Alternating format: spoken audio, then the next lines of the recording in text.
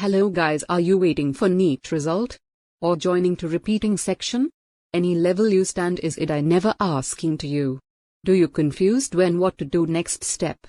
Do you decided preparing to 2023 I am trying to Neet 2022 in first time with crash course attended I am realizing I can Neet 2022 question paper I feel it's a moderate level question paper to me but last 10 days I am not healthy I have fever and cough so I cannot put my best but this is my dream I wanted to achieve and I am started my preparation at the 18th of July after Neet exam first day so I am trying to my best for this year and hope this year one will crack Neet. Are you preparing for Neet 2023 without coaching? Comment below I will more helping you and share best strategies and classes for your needs. Don't worry about 2022 Neet past is past. Do you work for a dream achieving?